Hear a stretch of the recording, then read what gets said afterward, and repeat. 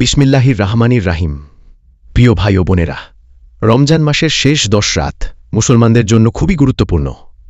এই শেষ 10 রাতের মধ্যেই রয়েছে এক মহামূল্যবান রাত, যার নাম লাইলাতুল কদর। আল্লাহ তাআলা পবিত্র কোরআনে বলেন, লাইলাতুল কদর 1000 মাসের চেয়েও উত্তম, অর্থাৎ এই এক রাতের ইবাদত 83 বছরেরও বেশি সময় সম্ভাবনা বেশি। তাই এই রাত মুসলমানরা বেশি গুরুত্ব দিয়ে পালন করে। এই রাতে আমাদের কি করা উচিত? বেশি বেশি নামাজ পড়া, কুরআন তিলাওয়াত করা, দোয়া ও ইস্তেগফার করা এবং আল্লাহর কাছে নিজের গুনাহ মাফ চাওয়া। রাসূলুল্লাহ পাক হযরত মুহাম্মদ সাল্লাল্লাহু আলাইহি সাল্লাম রমজানের শেষ 10 রাতে খুব বেশি ইবাদত করতেন, রাত জেগে নামাজ পড়তেন এবং নিজের পরিবারকেও ইবাদতের জন্য জাগিয়ে দিতেন। এই রাতে একটি খুব গুরুত্বপূর্ণ দোয়া আছে, যা তিনি আয়েশা রাদিয়াল্লাহু আনহাকে শিখিয়েছিলেন, আল্লাহুম্মা ইন্নাকা আফিউন তুহিব্বুল আফওয়া ফাফু আন্নি।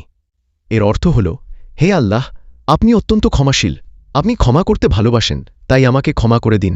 প্রিয় ভাই ও বোনেরা, আমরা যেন এই রাতকে শুধু রাত জেগে কাটানোর জন্য না রাখি, বরং নামাজ, কুরআন তিলাওয়াত, দোয়া এবং তওবার মাধ্যমে আল্লাহর কাছে ক্ষমা চাই।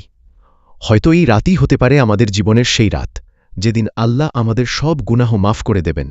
আল্লাহ আমাদের সবাইকে লাইলাতুল কদরের ফজিলত পাওয়ার তৌফিক দান করুন, আমিন। ও রাসূলুল্লাহ পাক সাল্লাল্লাহু আলাইহি সাল্লাম লাইলাতুল কদর সম্পর্কে বলেছেন যে, এই রাতটি রমজান মাসের শেষ দশকের মধ্যে লুকানো রয়েছে।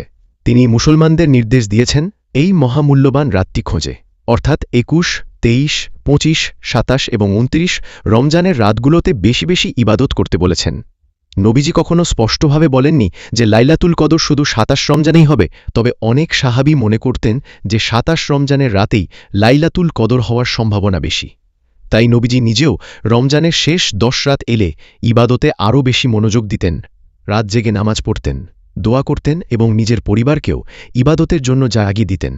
তিনি আরও শিক্ষা দিয়েছেন যে এই রাতের সবচেয়ে গুরুত্বপূর্ণ দোয়া হল, আল্লাহুম্মা ইন্নাকা আফিউন তুহিব্বুল আফওয়া ফাফু আন্নি। এর অর্থ হল, হে আল্লাহ, আপনি অত্যন্ত ক্ষমাশীল, আপনি ক্ষমা করতে ভালোবাসেন, তাই আমাকে ক্ষমা করে দিন। এই কারণেই মুসলমানরা রমজানের শেষ 10 রাতে বিশেষভাবে ইবাদত করে এবং আল্লাহর রহমত ও ক্ষমা লাভের আশা করে।